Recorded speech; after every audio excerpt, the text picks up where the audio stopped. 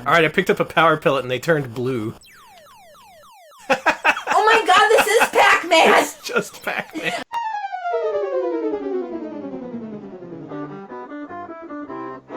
So next is the Bizarre. Let's start with the Alien. Wait, let me... We got no time. It's a race against time, baby. So they made Alien. They made it Pac-Man. Possibly, according to Cass, possibly the first horror game to see a licensed video game adaptation. It's from 1982 by 20th Century Fox. Okay. Take the dread and tension from Ridley Scott's groundbreaking film and imagine the possibilities for a video game adaptation. Now toss those thoughts away and play yourself a passable little Pac-Man clone. Oh my god, you're... Yeah, they really turned it into Pac-Man. You can clearly see that I'm Ripley here. I have a gun that doesn't really seem to do anything, so I'm just gonna stay away from these guys.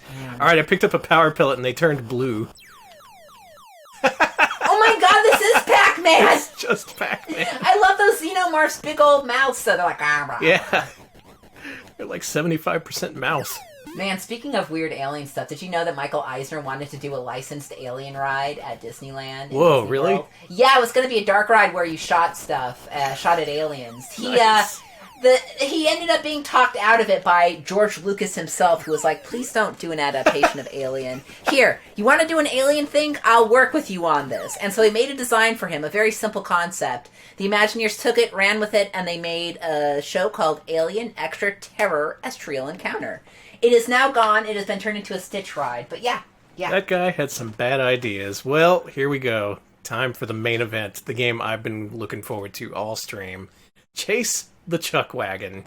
Alex, tell me all about this game. It's made in 1983 by Spectravision. Cass says, when the world's most notable animal chow company comes a-knocking at your door, asking you to develop a video game based on their brand of dog food, what do you do with that task?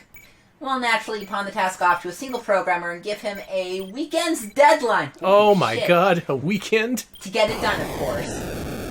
Okay, humans will kill you. Don't go to humans. Cass says they went and wrote a whole article on the subject of this game a couple years back, as well as covering a number of old Atari advert games. As a matter of fact, here's a link. And let me actually share the link because Cass is a really good researcher. I'm just gonna, Oh yeah, a lot of good stuff on Bad Game Hall of Fame. Yeah, so check it out. Bad Game Hall of Fame kicks ass. Please check it out. Am I gonna get to the Chuckwagon? I got it.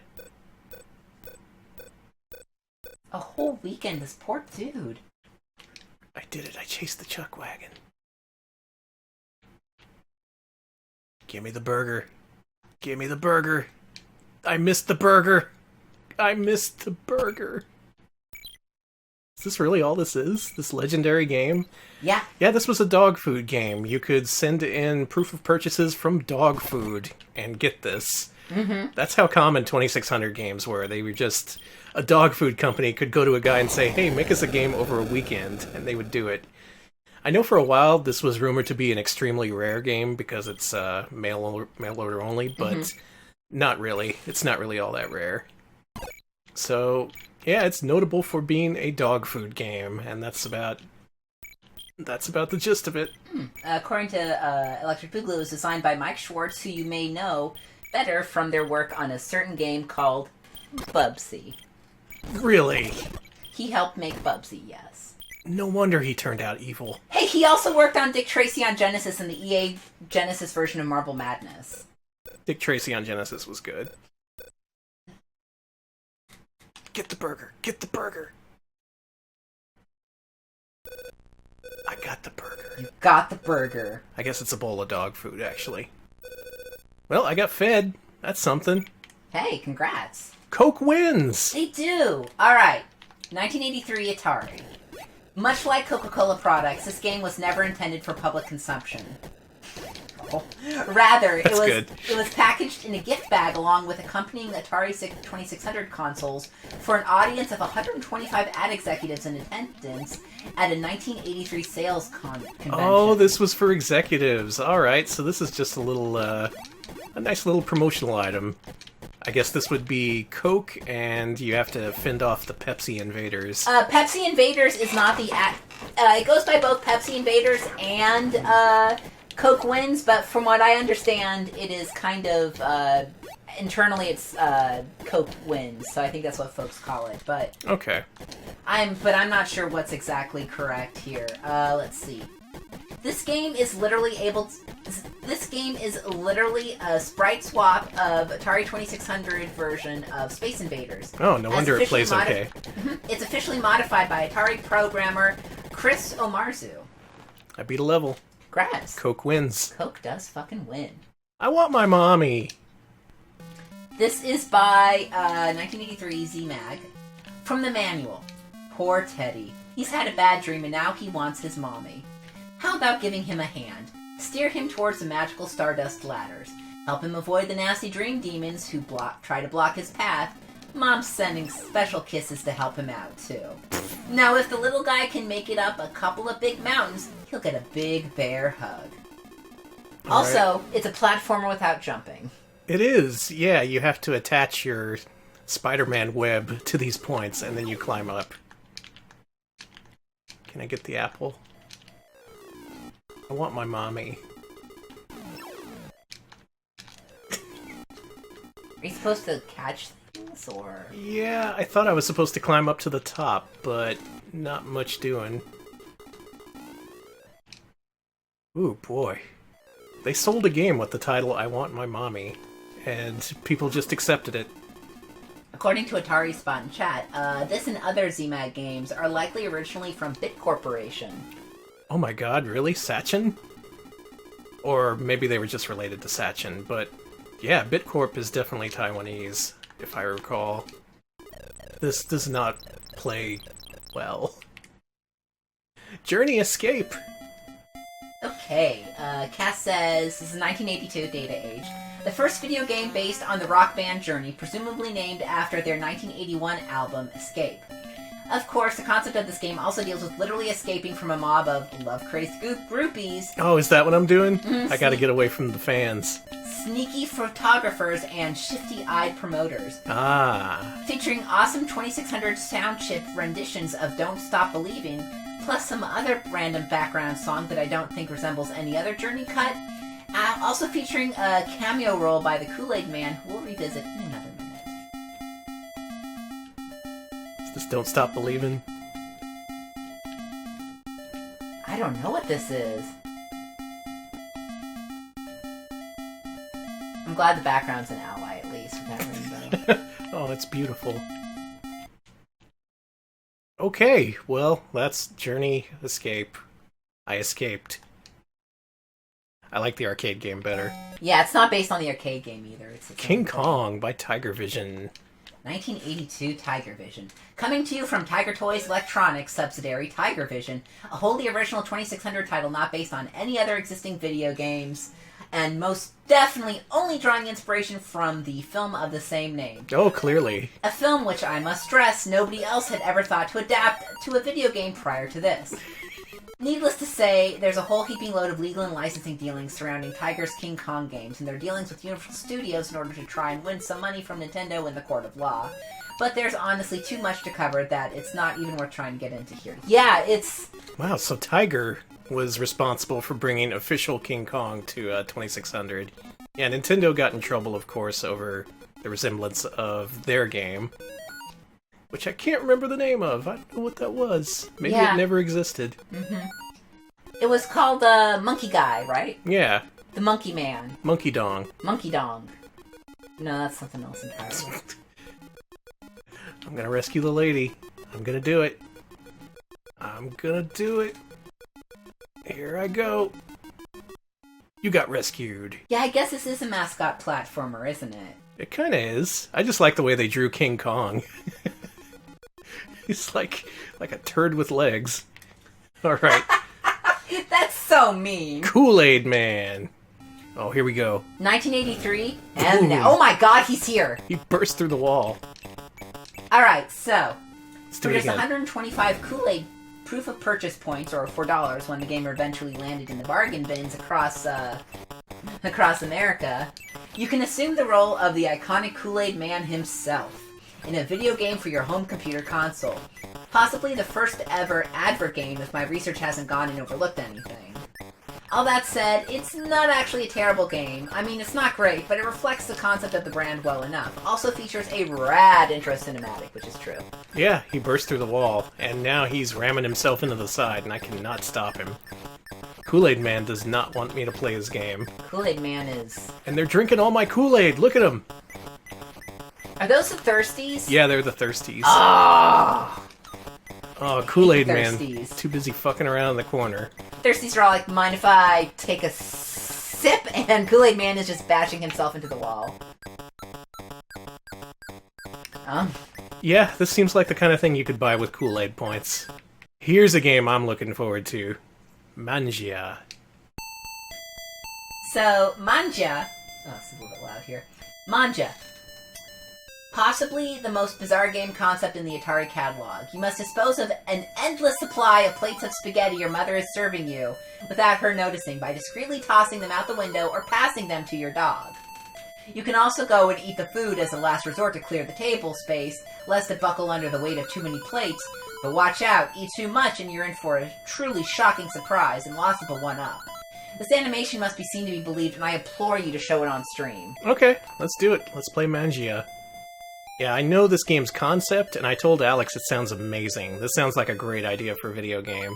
Yeah. You gotta dispose of your disgusting food by feeding it to the dog. Yeah, see? That's cool. So you push right to grab the food, and then up or down to feed it to the cat or the dog. How do you eat it? You can push left, I believe. Okay, you should eat as much as you can.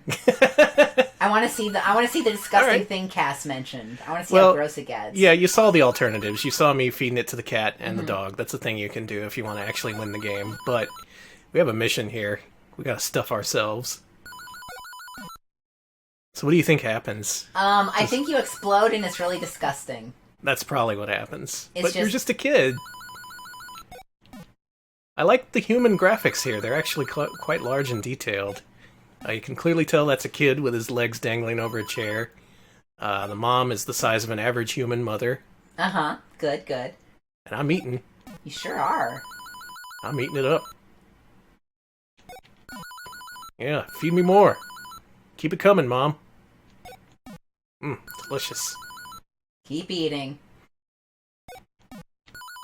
Listen, this is just relax and eat some spaghetti. This isn't a video game. This is he's turned fat. This is my daily life. Just eating spaghetti all day long? Yeah. Mom, give me more spaghetti. I'm hungry. Keep it coming. Mom, can you build like a conveyor belt and just like feed me a constant string of spaghetti? That would make my life worth living. Mom, you're not going fast enough. I want more spaghetti. Okay, oh my God. I'm getting red. Getting real big. I'm a growing boy. Uh-oh. Oh, Jesus, I was joking!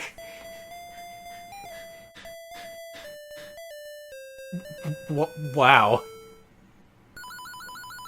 That's Mangia! That's disturbing. Well, that's Mangia for the 2600.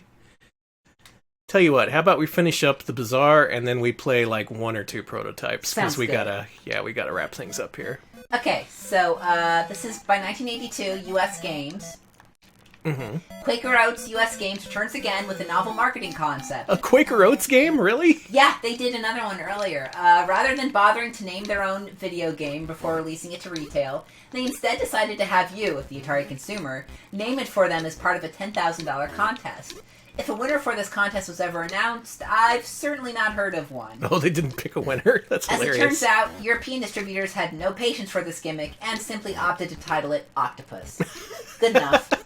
Alright, so if you find a cartridge of this, it'll have the label saying, name this game. And apparently they never picked a winner, and they just ended up calling it Octopus. I call it the Kraken. Unleash the Kraken. Ooh, that's a good one. Or Beware the Kraken. Yeah, it's a pretty standard shoot-'em-up, but there is that neat little story, I guess. It could have been a self-named game, but it wasn't. What a shame. Thanks, Quaker Oats. Porky's. 1983, 20th Century Fox. Yes, this is a real licensed game. Yes, it is as horny as you might well expect, stopping just short of any particularly detailed female nudity. The worst you get is a monochrome lady appearing to take a shower in the center of one given screen of the game. I don't believe the Twitch cops will be coming battering our door for this one, but it's not as bad as the Atari horny games, but yeah. Atari horny games or the Attorney games. Thank you. Alright, so this takes place across several screens. If you want more details on this, of course, the Angry Video Game Nerd covered this. He goes through all screens, and he actually figured out how to beat the game, which is a hell of a thing. That's amazing. But at this, in this screen, you gotta pole vault yourself across to the top of the screen so you can build a ladder so you can peep on a lady who's taking a shower. Why? Porky's? I'm starting over. You know, I've never seen Porky's, nor do I plan on it. So, but I have a question. Is Porky's the name of a horny place that people are at? Or what? I believe it's the name of a bar, yeah. Okay, so it's the name of a horny bar. Mm-hmm. Where all the boys go, and then they're like, we're horny, right? That's what they do, yeah, that's what they say. Listen, I will never see Porky's, and you cannot make me watch Porky. Have you seen Joysticks? That's kind of like Porky's. Okay, I will watch Joysticks, but that's because that movie is absolutely absurd. Totally. And also it features Joe Don Baker, so... Oh, yeah. So it's good. Will I be able to finish a ladder in time? Probably not. Alright. Can you get to Porky's on time?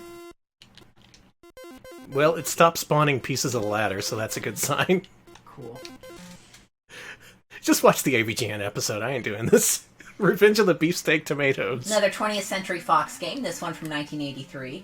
20th Century Fox strikes again with another title based on one of their hit film franchises. Just one problem, though. 1978's The Attack of the Killer Tomatoes is not actually a 20th Century Fox franchise. What to do. Fuck it. Just change two of the words in the title so people still know exactly what we're referencing. Oh, really? It's not really even based on the thing? Nope. It is an original thing. That's stupid. You can't do that. Amazingly, Fox really did make an effort to promote this goofy little game, going so far as to hire a pair of models to dress in giant tomato outfits and sit in front row at Super Bowl... let's see, that looks like... This game was advertised at the Super Bowl 17, with mock protest signs reading, Beefsteak Tomatoes Demand Revenge. That's infinitely more interesting than the game itself, as I'm sure you can tell. Yeah, it's a straight-up four-way shooter, that's it. Some of the graphics look a little bit like tomatoes. Good job, 20th Century Fox. Task Force by Froggo. A neat, if... No, hang on. Hang the that. fuck on. Watch this. Mafia! That's the Mafia. Look, there's old Jerry Bones, two-shot Jimmy. You can shoot him. I see. Yes, there was a Killer Tomatoes 90s cartoon. Let's see. Cass says about this game, a neat, if not forgettable, little shooting gallery type game, save for one detail. It's a bootleg copy of Spectra Video's Gangster Alley with just a few assets redrawn to look slightly worse and a title change before releasing the clone to market. Froggo were an infamous publisher of trashy, unlicensed bootlegs of older Atari titles beginning operations in 1987 and generally dealing in the shadiest of business practices until collapsing at some point in 1989. Yeah, that's the impression I got from the Kusoge Theater feature on this game, where they said the original was actually pretty cool and had a bunch of different graphics, but they really dumbed it down for the Froggo release and made it not worth playing, apparently. Cass says she picked Task Force to represent their participation in the industry since Spectravision has already made able few other appearances on this list, and I personally find their catalog to be fascinating. It's pretty interesting, yeah. Yeah, go watch that Kusoge Theater. Just the most worthless games, and then occasionally something worthwhile. Alright, and we're finishing off the weird with maybe the weirdest of them all. The Johnson & Johnson game, Tooth Protectors. See, 1983 by DSD and Camelot. Let's see, one of the two distinct dental hygiene edutainment titles for the 2600, the other being Activision's Plaque Attack. This one bears the branding of Johnson & Johnson conglomerate, outsourced to a one-time development studio, DSD Camelot, who would promptly fall off the face of the earth following this sole release. The game was made available strictly through mail order as part of some promotional effort. Unshipped units of the cartridge were eventually destroyed by the Johnsons, making the game amongst the most rare in the Atari library. Oh, it was destroyed? Wow. Also of note is the fact that Johnson & Johnson didn't even so much as to bother printing out boxes for the game, opting instead to ship them in cheapo foam shells. Look, this is how you take care of your teeth. Yeah, you gotta use the teeth spray. The teeth ray. And then you gotta brush them. Brush them good. And then you gotta get them quality checked by the tooth man. And of course, the tooth spray. Gotta get the tooth spray. Oh my god, Danny. This is what happens when you push the button. I tried pushing the button to make something happen, and all that happens is my tooth diagnostic going off. Alright, here we go. I'm protecting it. You get away from my teeth. Who can forget the little man we have in all of our mouths? What's yours named? Mine is named Sammy Root Canal. Mine is named Jim. He doesn't have a last name. He said he doesn't have a family. Is he okay? I don't know. We don't talk very much. You should invite him to the next time we go out, just, to be nice. Okay. Yeah. Learn a little bit more about Jim. See how he's doing. This sucks. Then again, it is a dental hygiene game. Maybe Plaque Attack is better? I can't really tell you. Fuck it. Fuck my teeth up. I don't care. What happens when they get all fucked up? I actually don't know. It doesn't seem like anything happens. Okay, so brushing is worthless then. Yeah, don't brush. Only use the tooth spray. That's the only thing that works. I was hoping it would show some, horribly decayed teeth in the Atari 2600 style. It'd be green or something. Alright, why don't you take a quick look at the prototype section and tell me any games that we need to play. Well, I want to play... There's 3 I want to play. Okay. We've got Bloody Human Freeway, the A-Team, and of course Venetian Blinds. And I think we should play them in that order, because we've already played Garfield. Oh yeah, we played Garfield when we covered all the Garfield games. So, Bloody Human Freeway. Now I know that Freeway is an existing game from Activision. You control a chicken, and you gotta get across the road, and you get a point every time you do that. Okay. Originally, this was supposed to be this. Yeah, let me read what Cass wrote here. Classic Frogger clone Freeway, starring a chicken attempting to cross a busy road, was originally envisioned by David Crane as a game where a man was meant to cross the street. However, other staffers within Activision realized that releasing a game with the potential visual of death by automobile might not fly so well in 1982. It sure didn't go over well for 1976's Death Race arcade cabinet. Oh yeah, they got in trouble for that. So the final product was eventually reworked to star poultry. This prototype, which was since been made available as part of several versions of the Atari Anthology compilation pack, is an alternate hack of the original Freeway game, where Crane jokingly redrew the animation for a human getting hit by a car to be a brief, bloody mess. Classic Crane, I tell ya. David Crane is twisted. Alright, David Crane, it's your first day on the job. What ideas you got for me? Well, I got this jungle game where you're an explorer and you swing on vines and stuff. It's real cool. Alright, what else you got? It's a game that simulates freeway death. Sounds good, Crane. Alright, pump them out. Let's make us $1 million. Yeah, it's freeway, but with blood. So the A-Team... I want to see what the fuck Miss Piggy's wedding is. I'm sorry. I'll read this to y'all. Right. Atari were given a license to develop a video game tie-in to 1984's Muppets Take Manhattan movie, and given a spec script for said film in advance of filming even being completed.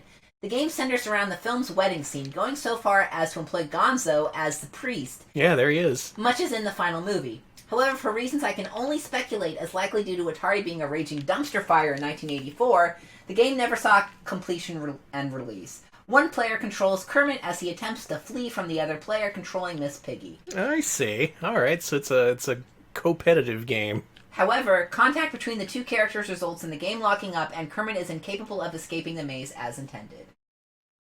I'm gonna make them meet. Nothing happened. Oh, wait. No, now they met. Now you can't do anything. Cool. Marriage is a death trap, people. We're not playing Garfield, but Cass says about Garfield, don't believe Jim Davis's lies. John Arbuckle drank dog seed. That's true. I'm glad we cleared that up. So, this game, there's some info about this here that Cass wrote. 1984, Atari. Howard Scott Warshaw's Swan Song is his unfinished take on a licensed title for television's The A-Team. A surreal affair where you're made to control the disembodied head of B.A. Baracus, Mr. T. Yeah, I was going to say, it seems like a pretty straightforward adaptation. And thwart a nuclear warhead launch. Except, wait, that's not what Howard Scott Warshaw's intended at all. See, this game is a crude sprite hack of the final game Howard was working on for Atari, tentatively titled Saboteur.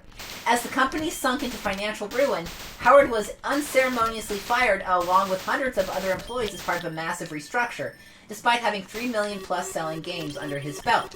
With Howard gone from the company and Atari strapped for cash, they try to rework what he had programmed so far in Saboteur as a pitch for the A-Team's rights holders. Evidently, they declined the option, and so the game remained unreleased in either of its two variations. Oh, why'd they turn it down?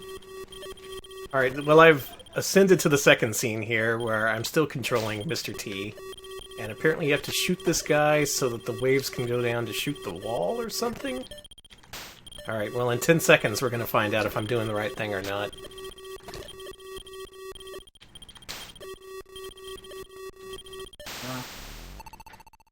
Nope. Oh, no! The missile has launched. Cool graphics, though. Oh, no, I won. Okay. No, we're good. Cool. I win! Save Hannibal. I win. You know what? Let's play elevator action. Okay, I'll read you the info here. An unreleased conversion of another one of my favorite arcade games, says Cass. What you get here, honestly, isn't all that bad. Though I have to wonder how much more polish they realistically would have even afforded the game if they saw the project through. Probably not much, they guess. I mean, it's got the elevator. You're the dude. Let's go down the elevator. Oh, look at this. Yeah, this is pretty recognizably elevator action. Mm-hmm. You can shoot the lights. Look at that. Oh, hot damn, this is elevator action. Yeah. All right, well, they put some thought into it. Shame that it never came out. I'd imagine there were many, many unreleased Atari games. Most recently, this week it was discovered there was a sequel to Keystone Capers. Wait, really? Yeah. There's been a lot of releases this week. It's been a big week. Oh, yeah. Yeah, that's... I don't know if the ROM's out there, but it's definitely been discovered, a cart. Did you see that they discovered the South Park GBA Game Boy game? Yeah. It was eventually reworked to be a Mary-Kate and Ashley game, funnily enough. Yeah, there's a lot of good proto-releases. They also found a prototype of Michael Jackson's Moonwalker. Oh, right. Yeah, Genesis Moonwalker with Thriller intact. That's been discovered. Yeah, what the hell? It's a proto... It's proto-madness this week. All right, and finally, last game of the stream. We did it. We got through all of them. We survived. This is it. The final. David Crane's magnum opus. The unreleased Venetian Blinds. Are you ready for this? I sure am. So there's a lot about this game. Cass doesn't go into it too much in her description here because Cass has written an amazing article about Venetian Blinds. I'm going to... Okay, so here's the game. It's Venetian Blinds. I'm going to raise them slowly. See? Very slow. What did Cass have to say about this? Cass says, end the stream on a high note. Oh, also, yeah. I highly recommend reading a fantastic article on this program by the illustrious Bad Game Hall of Fame, featuring a full breakdown of the story behind its development. Boy, that Cassidy gal sure can write, can't she? She sure can. Look at that. Is that grass? You think that's grass? I don't know. I better close the blinds. This is too scary. Someone might be watching. Yeah. I don't know. I'm curious. We gotta see it. We gotta. So look how the blinds stack up as you raise them. Are you ready to see what's above? Oh God, I'm scared. Oh my God, it's a different color. Okay, we're cool. It's a beautiful sunset. It was so worth it.